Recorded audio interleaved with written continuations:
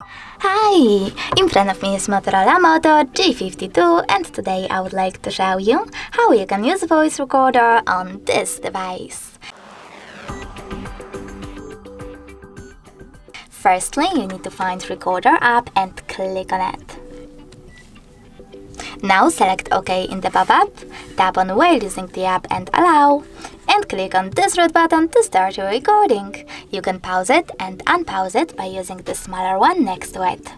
If you wish to end it and save it though, click on the red one again.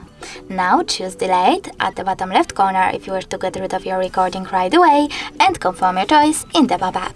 If you wish to save it though, you can add a title over here. Click on the back button, just save at the bottom right corner. And my recording is over here. In order to play it, just click on it and tap on this button. If you wish to delete it though, you need to go back, hold it, select this bin icon at the top right corner and confirm your choice in the pop-up.